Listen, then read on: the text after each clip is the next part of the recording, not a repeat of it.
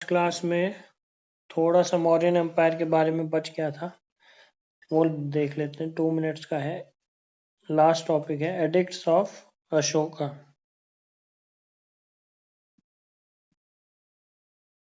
Addicts of Ashoka. Ashoka ने total 33 inscriptions pillar के ऊपर लिखवाए थे। 33 inscriptions on pillars plus boulders यानी पत्थर and caves। ठीक है,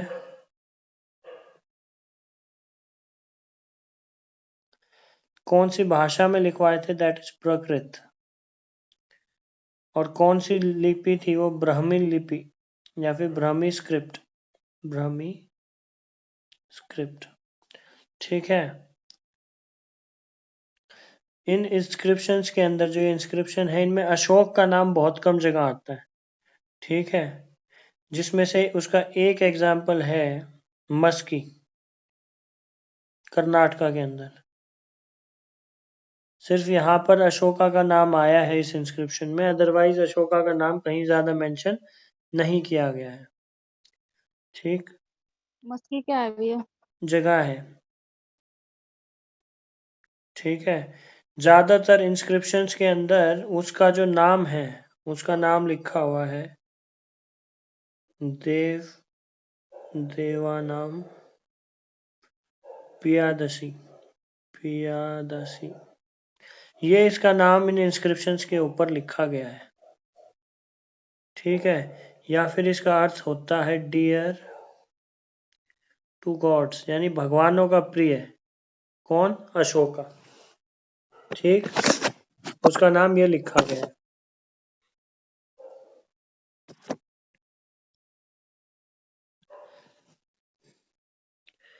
ये जो इंस्क्रिप्शंस हैं, देवर डेसिफर्ड। डेसिफर्ड का अर्थ होता है इनको पढ़ा किसने था, पहली बार ढंग से समझा किसने था? By James Prinsep. James Prinsep. कौन से साल में? 1837 के अंदर। सबसे पहले इन इंस्क्रिप्शंस को डिसाइफर किसने किया था? James Prinsep. ठीक, इसके अंदर ये नोट डाउन हो गया।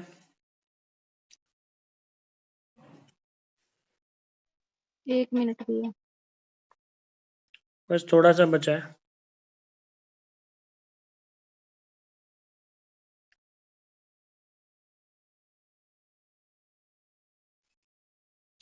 हो गया भैया। अब हम देखते हैं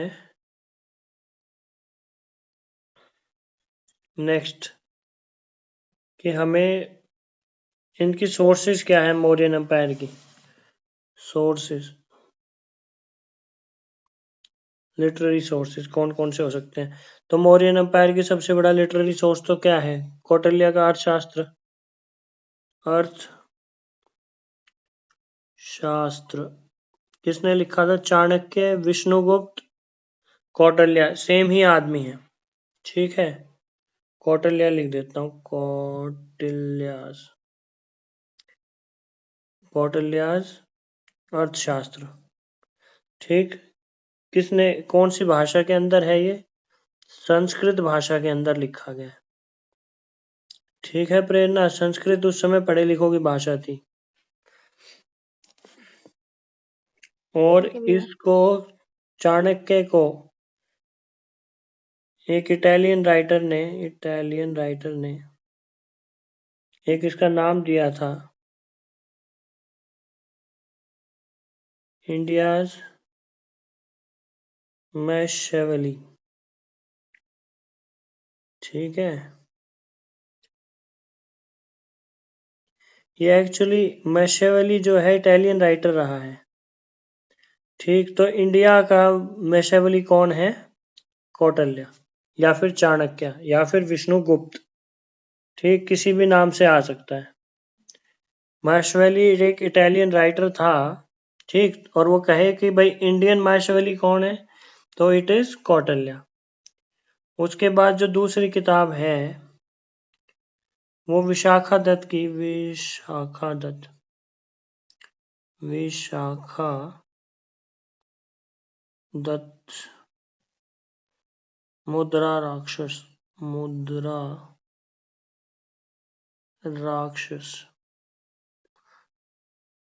मुद्रा राक्षस, ठीक, ये भी संस्कृत भाषा में लिखा गया है। चंद्रगुप्त मौर्य के जीवन काल पे है, पर ये लिखा कब गया था, गुप्ता काल के अंदर, गुप्ता पीरियड के अंदर लिखा गया था, ये मौर्यन काल के अंदर नहीं, गुप्ता पीरियड के दौरान इसको लिखा गया था। और इसमें यह बताया गया है कि इसके चंद्रगुप्त मौर्य के बचपन से लेकर और राजा बनने तक का सफर, कि चाणक्य की मदद से एक छोटा सा बालक कैसे नंद वंश को हरा देता है।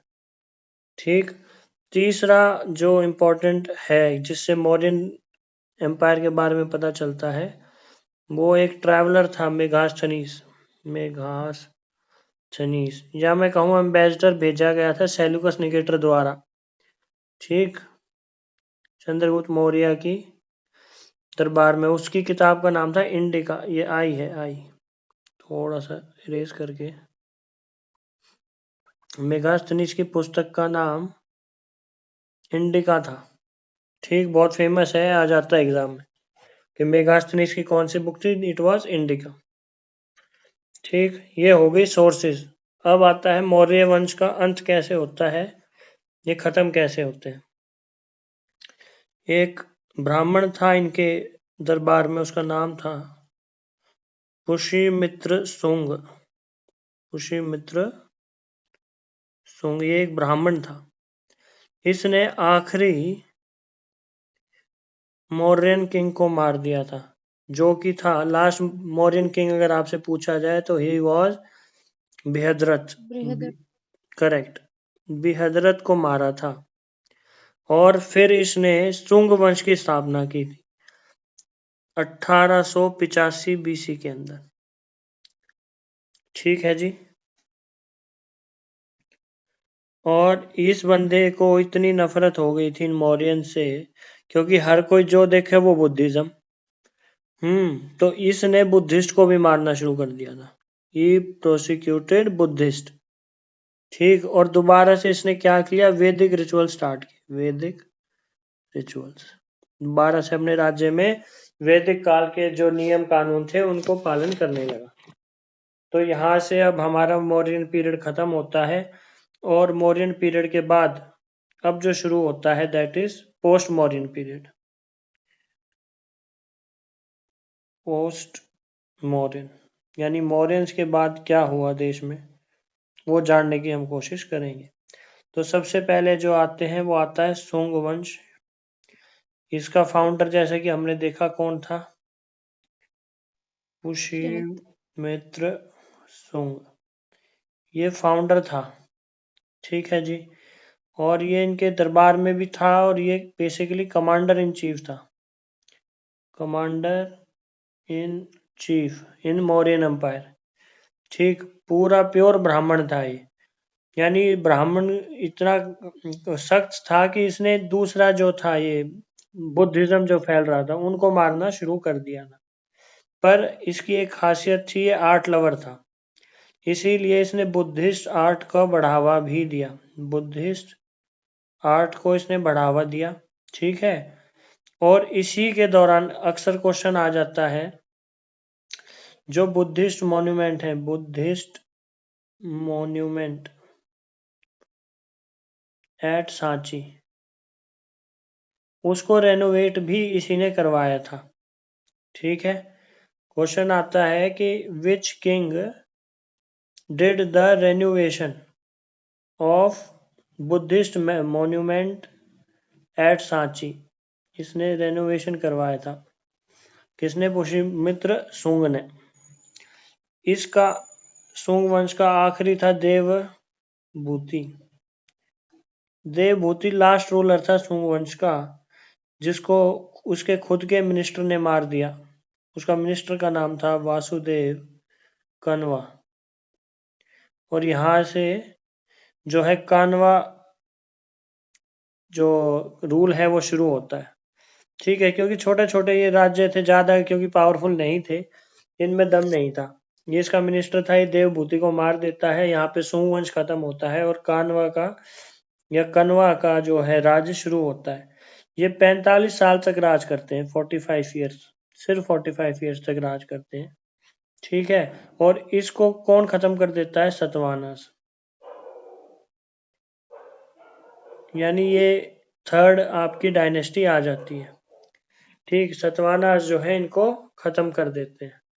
नेक्स्ट अब हम टॉपिक जो पढ़ेंगे दैट इज सतवाहनास। ये थोड़ा सा इंपॉर्टेंट है क्योंकि अभी साउथ के राज्य शुरू हो गए हैं।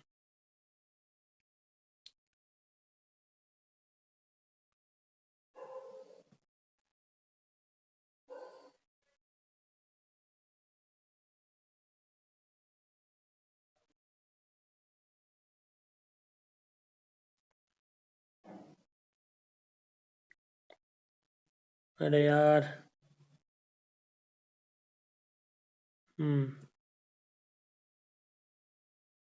सतवाहनास। अब देखो, जैसे ही मौर्यों का जो डायनेस्टी थी वो खत्म होती है तो एक बड़ा राज्य जो है अब जिसके बारे में पढ़ना है हमें वो है सतवाहनास। इनका जो है शुरुआत होती है। ठीक है, ये कहाँ पे शुरुआत करते हैं? डेक्कन। एक्चुअली ये जो सतवाहनास थे ये मौर्यन एम्पायर के ही अंडर में आते थे, बट क्योंकि मौर्यन एम्पायर कमजोर पड़ना लगा तो ये छोटे छोटे राज्य पावरफुल होने लगे और इनमें से एक राज्य ये भी था। ये डेक्कन के अंदर था, यानी साउथ इंडिया के अंदर। ठीक, ये डेक्कन का एक राज्य है या उस समय का राज्य था। ठीक है, और ये कम से कम इन्होंने 300 से 400 वर्ष तक राज किया। इनका टाइम पीरियड इतना है। इनको आंध्रास भी कहा गया, आंध्रास। गोदावरी रिवर के पास था ना ये? हाँ जी।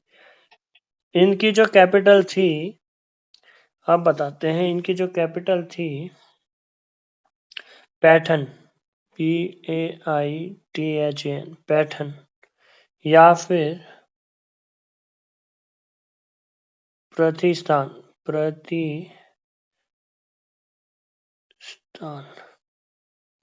ठीक, बिल्कुल सही कहा, गोदावरी नदी के किनारे। गोदावरी नदी के किनारे इनका ये कैपिटल थी।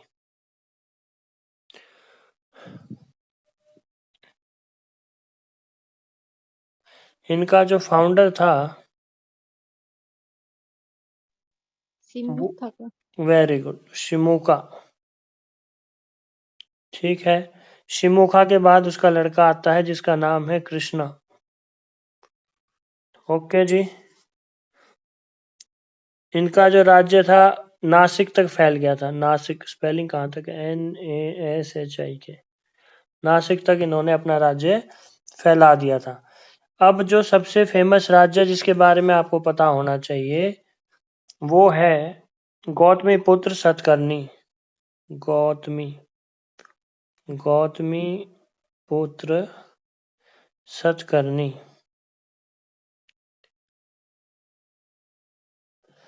ये इस डायनेस्टी का सबसे ग्रेटेस्ट रूलर था, greatest ruler of this dynasty. अच्छा जी, इसने अपने आप को क्या कहा? गौतमी पुत्र सतकर्णी ने इसने कहा आई एम दी ओनली ब्राह्मणा, यानी मैं ही एकमात्र ब्राह्मण हूँ, यानी मैं सबसे बड़ा ब्राह्मण हूँ। ठीक, इस बंदे ने ही डिस्ट्रॉयड साका पावर। साकाओं का जो ये साउथ के किंगडम्स में ही है जिसको इसने इसकी पावर को क्षीण कर दिया था लड़ लड़ के। ठीक है, जो नासिक में इनकी इंस्क्रिप्शन है, नासिक के अंदर एक इंस्क्रिप्शन है जिसके बारे में इसकी विक्ट्रीज के बारे में बखान किया गया है। अगर आए कि इंस्क्रिप्शंस इन नासिक किसके बारे में डिस्क्राइब करती हैं तो दैट इज गौतमी पुत्र सतकर्णी। ये सबसे बड़ा इनका रूलर, सबसे बड़ा योद्धा इस डायनेस्टी का यही था। ठीक है। ब्राह्मण होते हुए भी ये बुद्धिस्ट लोगों को दान करता था। बुद्धिस्ट लोगों को दान करता था। ठीक है। इस डायनेस्टी का जो लास्ट रूलर था, देखो हर बड़ी डायनेस्टी का एक फर्स्ट रूलर पता होना चाहिए और लास्ट रूलर आपको पता होना चाहिए जिसपे क्वेश्चन आ सकता है। वो है यज नासरी। यज नासरी सतकर्णी।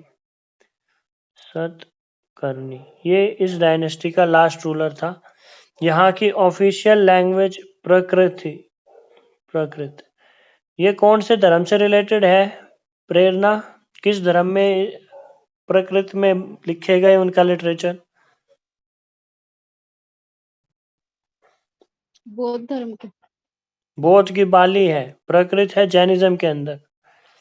ठीक है, आगे ठीक चलते है हैं। भैया। अब देखो, इन्होंने इनके यहाँ एक फेमस टेम्पल बना था जिसका नाम है फेमस टेम्पल इन करले। करले वेस्ट डेकन के अंदर। अगर कोई पूछे कि करले में किस क्षैत्र टेम्पल। क्या क्या प्रेरणा? अजंता और एलोरा भी तो है ना भैया। अजंता एलोरा भी नहीं आएंगे, इसके बाद आएंगे। करले के अंदर टेम्पल्स का निर्माण किन्होंने करवाया था भाई? सतवाहनाज ने। ठीक है। सतवाहना का एक किंग था हल या हाला। ठीक, इसने एक पुस्तक लिखी थी, कथा सतसती या फिर Gatha Saptashati, one and the same thing. ये रूलर था। ये क्या लिखा है हाल? हाँ, Hala was a ruler during Satavahanas. उनका एक कोई राजा रहा होगा, सतवाहना किंग था ये। ठीक।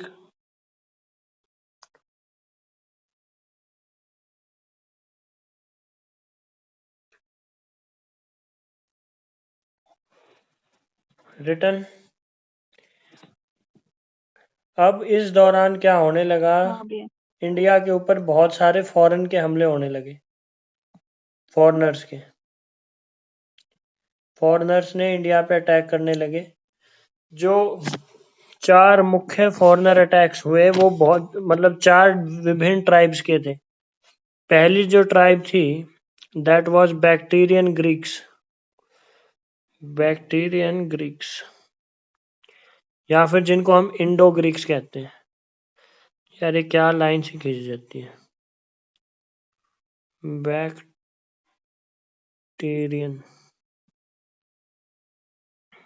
ग्रीक्स। उनके बाद आए साका या फिर स्कीथियंस। ये सारी ट्राइब्स थी। उनके बाद आए पार्थियंस और लास्ट में आए कुशांक्स। ये 4 फॉरेन ट्राइब्स थी जिन्होंने इंडिया पे एक के बाद एक हमला करा। ये इंडो ग्रीक्स थे। फर्स्ट वाले इंडो ग्रीक्स लिख सकते हो, इंडो ग्रीक्स। इनकी सीक्वेंस आपको लर्न होनी चाहिए, इसको ऐसे याद कर लो, ISP के इस फॉर्म में याद कर लो। ठीक है। प्रेरणा रिटर्न। ओके भैया। हाँ भैया। अब देखो क्या हुआ है। 200 BC के आसपास, 200 BC के आसपास एक ग्रीक राजा था जिसका नाम था डेमेट्रस। डेमेट्रस। डेमेट्रस एक राजा था ग्रीक का, 200 BC के आसपास। उसने अफगानिस्तान पर हमला कर दिया और अफगानिस्तान से होता हुआ पंजाब, यानी अफगानिस्तान एंड पंजाब को इसने कब्जा लिया। ठीक है भाई। उसके बाद इसने अपने 2 कमांडर्स को तक्षशिला से, from Takshashila he sent his 2 commanders. उन 2 कमांडर्स का नाम क्या था? पहला था मेनेंडर, ये बहुत फेमस राजा बनता है आगे चल के। और जो दूसरा था अपोलोडोटस, अपोलोडोटस। ठीक है, ये 2 इसके कमांडर थे कि भाई ये तो यहीं रुक गया, अफगानिस्तान पंजाब कब्जा कर, इसने अपने 2 कमांडर्स को तक्षशिला से आगे भेज दिया। अब क्या होता है, अपोलोडोटस ये क्या किसको कब्जाता है? सिंध को। ठीक है, और कहां तक चला जाता है? सिंध से होता हुआ उज्जैन तक। मिनेंडर के बारे में अब अलग से पढ़ना पड़ेगा, मिनेंडर बहुत सारे काम करता है। मिनेंडर जो था, इसने अपना जो राज्य था मथुरा तक फैला लिया था, मथुरा। ठीक है, और इसने मथुरा से होते हुए पाटलिपुत्र पे अटैक करने की कोशिश की, पाटलिपुत्र, पर ये विफल रहा वहां पे।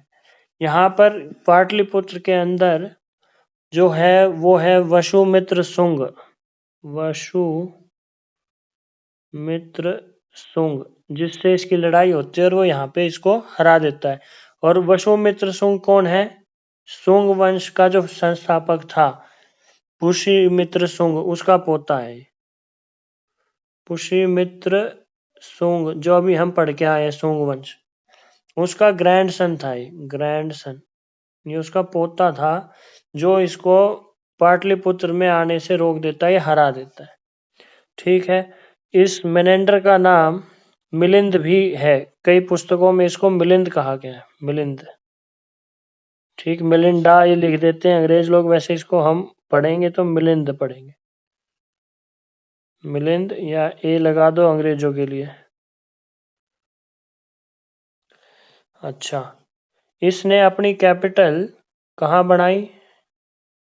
साकाल, या जो आज का सैलकोट है, सैलकोट, सैलकोट के अंदर इसने अपनी कैपिटल का निर्माण किया। और बुद्धिज्म में इसको बहुत इंटरेस्ट आने लगा, बुद्धिज्म। और एक पुस्तक है जो इसके ऊपर बेस्ड है, जिसका नाम है, ये आप बताएंगी, मिलिंद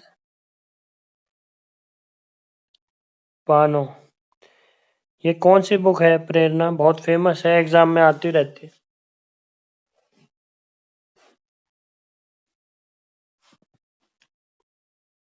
या फिर इसको कह सकते हैं क्वेश्चंस ऑफ मिलिंद, मिलिंद के प्रश्न। अब ये मिलिंद ने प्रश्न किससे किए थे? एक बुद्धिस्ट मॉन्क था जिसका नाम था नागसेन, या फिर नागार्जुन, नागार्जुन। ठीक है, ये क्योंकि लड़ाई वड़ाई बहुत अच्छे से करता था, इसको कहीं ये मिल जाते हैं और इनकी शरण में आने के बाद ये फाइनली बुद्धिज्म को एक्सेप्ट कर लेता है। ठीक, मिलिंद पानो पाली पुस्तक है, पाली भाषा में लिखी गई है, ये याद रखना। और इसके अंदर क्वेश्चंस ऑफ मिलिंद है और आंसर्स ऑफ नागसेन है। इसका मतलब ये है, इस किताब के अंदर जो है वो dialogues between Milind and Nagasen, इन्होंने क्या बातचीत की और फाइनली नागसेन इसको कैसे बुद्धिज्म में कन्वर्ट कर देता है, इसके बारे में लिखा गया है। ठीक है, अब इसी दौरान एक ग्रीक एम्बेसडर है जिसका नाम है हीलियोडोरस, हीलियोडोरस, वो एक वैष्णवाइट बन जाता है, यानी विष्णु का भगत, वैष्णवाइट। क्योंकि ये कहीं कहीं जा रहे होते हैं, क्योंकि एम्बेसडर थे ये, इनके पावरफुल किंगडम से आते थे और पूरा भारत का भ्रमण करते थे। तो एक जगह है विदिशा, विदिशा एमपी के अंदर, वहां के लोकल राजा के पास ये जाता है जो कि बहुत बड़ा वैष्णवाइट था, यानी विष्णु का भगत था। उसकी भक्ति से ये भी इम्प्रेस्ड होता है और हिलियोडोरस भी अपने आप को वैष्णवाइट मान लेता है या उसका फॉलोवर बन जाता है। ठीक है, ये बंदा जो है एक गरुड़ पिलर की स्थापना या गरुड़ पिलर खड़ा करवाता है। गरुड़ पिलर ही erects Garuda pillar eight बेशनगर Madhya Pradesh के अंदर। ठीक है, ये गरुड़ पिलर को बेशनगर पिलर के नाम से भी जाना जाता है। ओके, प्रेरणा यहां तक क्लियर? हाँ भैया। इंडो ग्रीक्स जो थे, नेक्स्ट स्लाइड बनानी पड़ेगी। इंडो ग्रीक्स जो थे, they were first to issue gold coins in India. Gold coins सबसे पहले किसने इशू किए थे प्रेरणा? Indo Greeks. मगर अगर प्रश्न आ जाए, हाँ, अगर प्रश्न में इंडो ग्रीक्स ना हो के कुशांक का मेंशन हो, कुशांक जो भी हम आगे पढ़ेंगे, कुशांक ये हमारी चौथी डायनेस्टी है जो फॉरेनर इन्वेडर की है। इन्होंने सबसे ज्यादा मात्रा में सोने के सिक्के और बहुत अच्छी क्वालिटी के सिक्के बना के पब्लिश किए थे। अगर सिर्फ गोल्ड कॉइन किसने चलाए थे तो इंडो ग्रीक्स ने। मगर अगर प्रश्न हो कि और इंडो ग्रीक्स का ऑप्शन ही ना हो तो कुशांक आप मार्क कर दें। ठीक है, ओके। ठीक है भैया। अच्छा, इंडो ग्रीक्स को यवन कह के ग्रीक्स की किताबों में यवन कहा गया है। यवन, यवन, ठीक है, इनको यवन भी कहा गया है। इंडो ग्रीक्स इंडिया के अंदर ड्रामा कल्चर लेके आए थे, यानी जो ड्रामा और जो फिल्मी एक्टिंग वैक्टिंग है, ये कौन लेके आए थे इंडिया में? Indo Greeks. ये सब हो गया इंडो ग्रीक्स या बैक्टीरियन ग्रीक्स के बारे में। यहाँ तक कोई दिक्कत? नहीं भैया। अब इसके बाद साकर रूल के बारे में हम पढ़ेंगे। साका, अरे यार ये लाइन पता नहीं कैसे खिंच जाती है। साका या फिर स्केथियन, SCYTH, स्केथियंस। ग्रीक्स इनको स्केथियंस बोलते थे। ठीक है, इनका जो सबसे फेमस राजा था वो था रुद्रा रमन।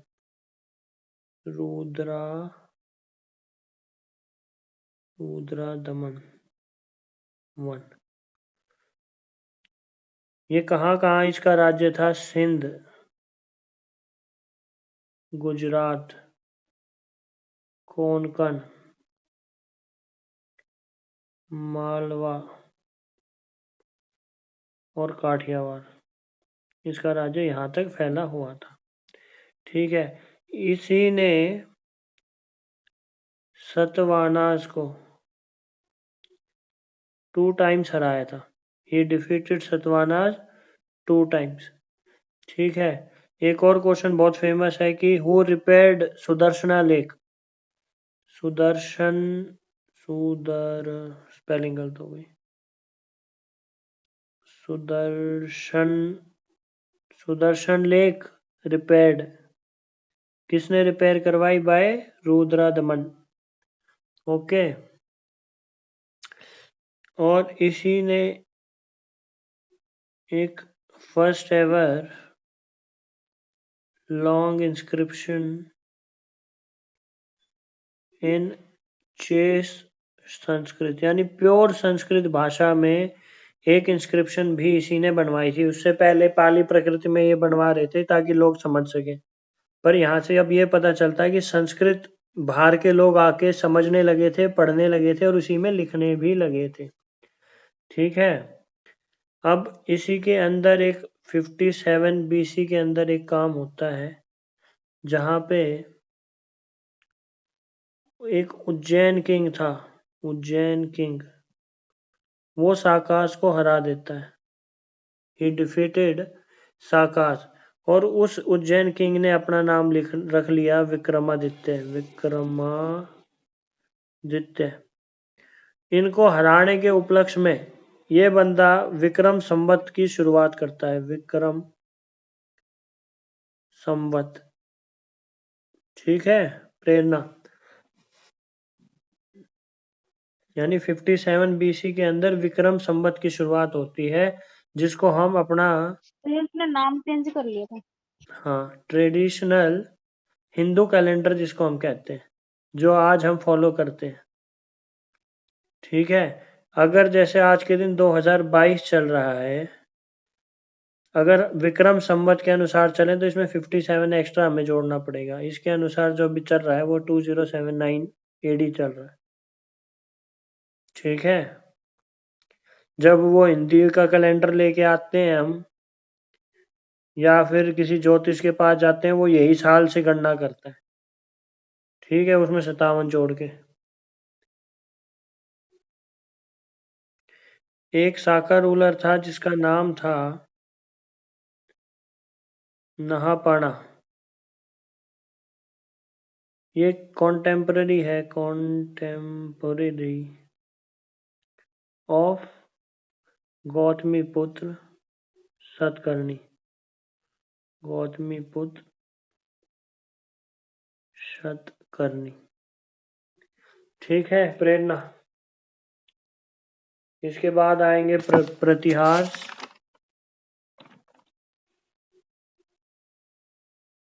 एक मिनट, प्रेरणा यहाँ तक हो गया? हो गया भैया। ये छोटा सा टॉपिक है प्रतिहास का।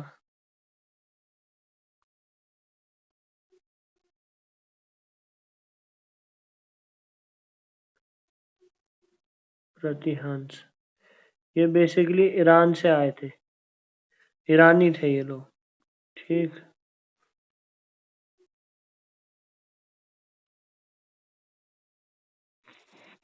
पार्थियंस या फिर ईरानियन। पल्लव नाम है क्या इनका? क्या?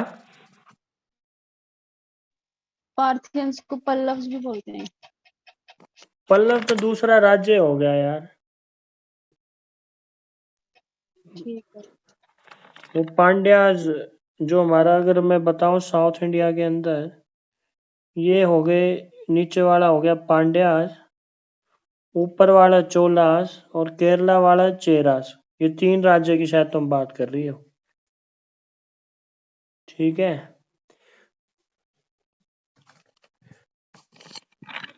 किसकी बात कर रही हो तुम?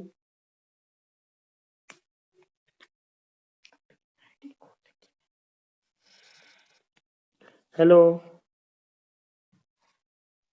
भैया जो लूसेंट में लिखा है ना, उसमें ये लिखा था पार्थियंस या पल्लव्स। ये तो यार तमिल डायनेस्टी थी पल्लव तो, और सतवाना डायनेस्टी खत्म होने के बाद आई थी। रुको एक बार मैं चेक करता हूँ।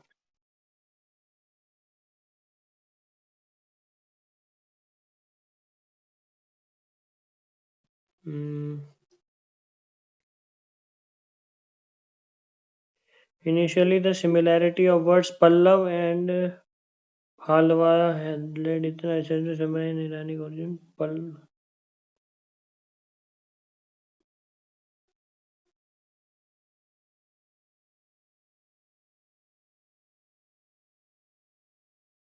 हाँ, इसमें लिखा है कि पल्लवाज वर ऑफ पार्थियन ओरिजिन, तो मान सकते हैं कि ये ईरानी थे, पर ये एक्चुअली तमिलनाडु की एक वो थी यार, जहां तक मेरे को याद आ रहा है। पल्लव डायनेस्टी जो थी तमिलनाडु की एक ये थी, और ये तो पार्थियंस जो थे ये तो ईरान से थे। पर इसमें नेट पे लिखा हुआ है, जो आप कह रही हैं वो भी सही है, कि इनके रिकॉर्ड्स अगर हम चेक करें तो जो इनकी भाषा वगैरह से हमें पता लगता है, लिंग्विस्टिक एविडेंस जो है, वो ये कहते हैं कि हो सकता है जो पल्लव हैं वो पार्थियन ओरिजिन के हों, but that is not sure, ठीक है। इसको मैं ठीक कंफर्म है कर भैया। दूंगा कि पल्लव और पार्थियंस एक हैं कि नहीं है, ठीक। अभी पार्थियंस के बारे में ठीक मैं है। बता देता हूँ। इन्होंने साका को हराकर तक्षशिला से भगा दिया। साका रूलर्स को तक्षशिला से भगा दिया।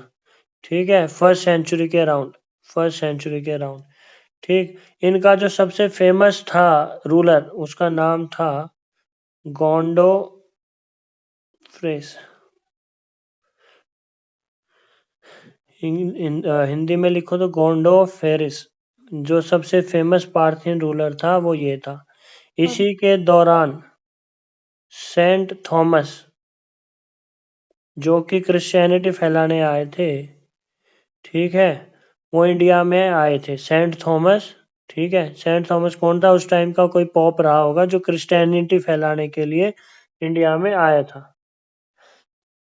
ठीक, पार्थियंस के दौर में 3 मुख्य चीज हुई। साका को तक्षशिला से हरा दिया गया, और गोंडो फेरिस जो था फेमस राजा था, उसी के दौरान सेंट थॉमस इंडिया में क्रिश्चियनिटी फैलाने फर्स्ट सेंचुरी के अंदर आए थे। ठीक भाई, इसमें ज़्यादा कुछ है नहीं। अब जो इम्पोर्टेंट है वो है कुशांक, वो हम डिस्कस करते हैं।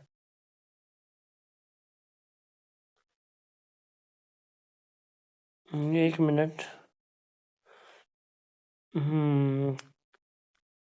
अभी रिकनेक्ट करो एक बार। देखो प्रेरणा, एक चाइनीज यूची ट्राइब थी। यूची, YUCHI। यूची ट्राइब के 5 हिस्से हुआ करते थे। उस 5 में से एक हिस्सा कुशांक ट्राइब का था। यानी बेसिकली कुशांक कौन थे? चाइनीज थे। ठीक है, अब कुशांक के अंदर एक फेमस राजा हुआ जिसका नाम था कनिष्क। ये सबसे इंपॉर्टेंट है, काफी क्वेश्चन इसी पे आते हैं। कनिष्क, ठीक, इसने, क्योंकि ये साका खत्म हो चुके थे तो साका एरा शुरुआत किया अराउंड 78 AD। ठीक, इसने अपना पीरियड कह दिया कि भाई यहाँ से अब साका एरा का शुरुआत होती है 78 AD से।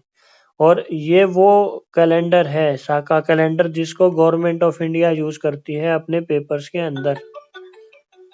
ठीक है,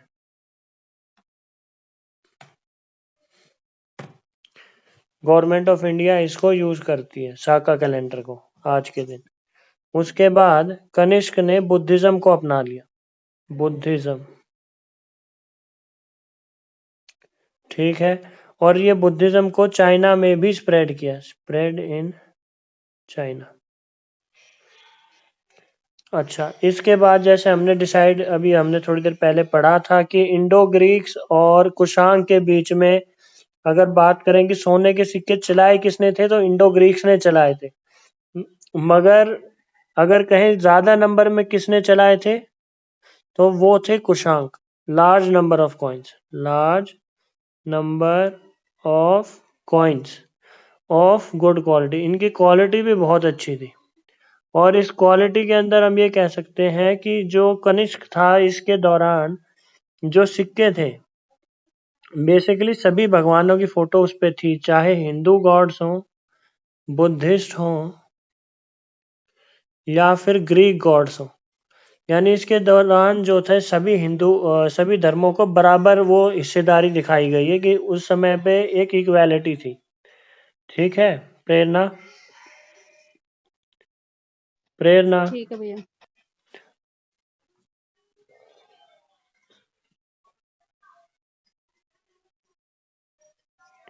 अब ये देखो, इसकी जो कैपिटल थी वो थी पेशावर। हाँ भैया।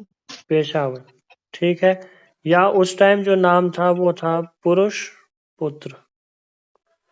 ठीक है, फिरोजपुर है। एक, एक्चुअली इनकी 2 कैपिटल थी, राज्य इनके 2 फैल चुके थे, पहला पेशावर, दूसरा मथुरा। मथुरा। ओके, इस दौरान संस्कृत के ये बहुत बड़े पैट्रोनाइज करने वाले हो गए थे, यानी संस्कृत को बहुत बढ़ावा देते थे। इन्हीं के दौरान 4th बुद्धिस्ट काउंसिल होती है। बुद्धिस्ट काउंसिल, देखो बुद्धिस्ट काउंसिल शुरू हुई थी पाली भाषा से। बुद्धिस्ट की 4 काउंसिल हुई और चौथी वाली हुई संस्कृत में, जिसके जब हमने बुद्धिज्म पढ़ा था प्रेरणा, हाँ भैया। उस दौरान हमने पढ़ा था कि चौथी बुद्धिस्ट काउंसिल के अंदर ही बुद्धिज्म के 2 टुकड़े हुए थे, संस्कृत में हुई थी। हीनयान और महायान बन गए थे। ठीक है, और ये कहाँ हुई थी? 4th कश्मीर के अंदर, और वो भी संस्कृत भाषा के अंदर ही वाद विवाद हुए थे। ठीक है जी। अब इसके दौरान इसके क्या बोलते हैं, राज्य के या इसकी कोर्ट के अंदर जो राइटर्स मौजूद थे उनकी फेमस किताब में है, पहला जो राइटर है वो है अश्वघोष। इसके बारे में इसने कौन सी पुस्तक लिखी थी प्रेरणा? अश्वघोष की बेसिकली 2 बुद्ध फेमस, चरित्र। वेरी गुड, इसकी 2 फेमस किताबें हैं।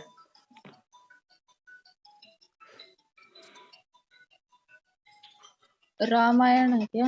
बुद्ध चरित्र और सौधरनंदा।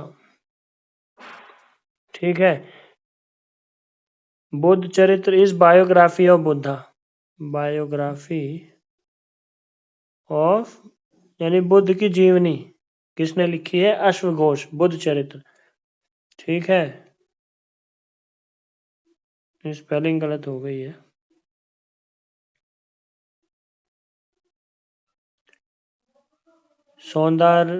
सौंदरानंदा।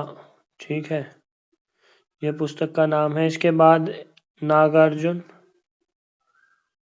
और वसुमित्र, ये सारे बुद्धिस्ट मॉन्क ही थे। ठीक है, these are all Buddhist monks जो इसके राज्य में उस दौरान थे। उस समय इसकी कोर्ट में एक फेमस फिजिशियन था जिसका नाम है चक्र। ठीक है, जिसने चरक संहिता लिखी, चरक संहिता। क्वेश्चन आ जाता है चरक किसके दौरान था? तो कनिष्क के राज्य के दौरान था। जो लास्ट कुशांक रूलर है दैट इज वासुदेव। ये शिवा का वर्शिपर हुआ, यानी आप देखेंगे कि मौर्यन से भी पहले भैया चरक किस क्या, चरक एक फिजिशियन बार था। दोबारा बताना, चरक से। चरक वॉज अ फिजिशियन, यानी डॉक्टर था उसके राज्य में, या उसकी कोर्ट के अंदर एक फेमस डॉक्टर जिसका नाम चरक था। इसने चरक संहिता लिखी। ठीक है, प्रश्न अक्सर आ जाता है चरक संहिता किसने लिखी? तो चरक ने लिखी। चरक किसके काल में पाए जाते हैं? कनिष्क के काल में। ठीक है, अश्वघोष किसके काल में पाए जाते हैं? कनिष्क। नागार्जुन, वासुमित्र। ठीक है, वासुदेव लास्ट रूलर था कुशांक का, और ये शिवा का भक्त था। ठीक, बोलो प्रेरणा। कनिष्क ठीक के है भैया। ही दौर में, ये बस लास्ट टॉपिक है, कनिष्क के दौर में 2 स्कूल्स, वो स्कूल नहीं जो जिसमें बच्चे जाते हैं, यानी 2 कलाएं उभरी। पहली थी गांधार स्टाइल, गांधार या गांधार स्कूल ऑफ आर्ट। एक था Mathura school of art, Mathura school of art. एक मिनट, इसको ठीक ही कर देता हूँ। गांधार स्कूल ऑफ आर्ट और एक था मथुरा स्कूल ऑफ आर्ट। ये 2 फेमस कलाएं कनिष्क के दौरान पर पनपी। गांधार की खासियत थी, अब गांधार कहाँ है? अफगानिस्तान के अंदर। ठीक, यानी इसमें ज्यादा ब्लेंड उस साइड का आएगा, तो इसके अंदर Indian plus Greco Roman, Greco Roman आपको ज्यादा एलिमेंट्स नजर आएंगे, एलिमेंट्स बुद्ध। और बेसिकली इसमें दोनों में बुद्धिज्म को ही प्रमोट किया गया था, तो बुद्धा के ही स्टैचू ये लोग बनाते थे। ठीक, और ये बेसिकली किसके गांधार स्कूल किसको रिप्रेजेंट करता है? महायान को, महायानिज्म। ठीक है, इसके अंदर यूज किस चीज का होता था? सबसे ज्यादा यूज मड, लाइम, ठीक है, स्टूको, ये सब मिट्टी की फॉर्म्स हैं, अलग अलग मिट्टी। और टेराकोटा का इस्तेमाल नहीं होता था या बहुत कम होता था। Terracotta very less. ठीक। फिफ्थ है, इसका मुख्य केंद्र कहाँ था? सेंटर किधर था? तक्षशिला के अंदर था। छठा, एक बहुत फेमस जो तालिबान ने उड़ा दिया, आपने देखा होगा, बामियन बुद्धा। बामियन बुद्धा इस कला का एक बहुत फेमस उदाहरण है जिसको तालिबान ने उड़ा दिया था। तालिबान अफगानिस्तान के अंदर था ये, जिसको तालिबानियों ने डिस्ट्रॉय कर दिया। ठीक। इसका एक और सेंटर लिख सकते हो, बेग्राम। 2 जगह ये बहुत फली फूली। अब आते हैं मथुरा स्टाइल। अब इसके अंदर जो सबसे फेमस स्ट्रक्चर इन्होंने बनाया है, that is erect statue of head. अंग्रेजी गलत हो गई।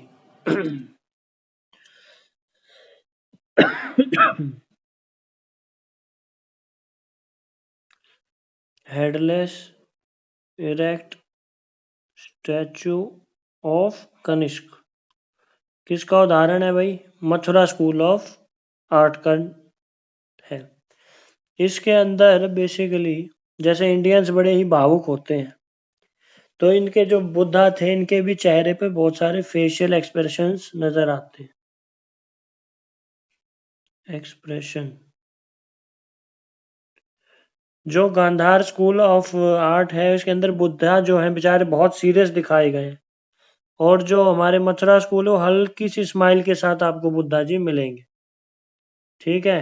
फेशियल एक्सप्रेशन हम कह सकते हैं ये एब्सेंट ही थे इसके अंदर। These were absent in Gandhara school of art. और क्योंकि मथुरा के पास रेड स्टोन बहुत पाया जाता है, तो रेड स्टोन से काफी सारे रेड एक्चुअली रेड स्टोन नहीं, रेड सैंडस्टोन, रेड सैंडस्टोन से काफी सारे स्ट्रक्चर्स का निर्माण किया गया है, या कई जगहों पर, मोस्टली जगहों पर रेड सैंडस्टोन का इस्तेमाल किया गया है। तो ये हमारा आज पोस्ट मॉडर्न पीरियड खत्म होता है। नेक्स्ट क्लास में अब हम ओके भाई। संगम एज से स्टार्ट करेंगे, या आप पढ़ के आना। ठीक है, चलिए।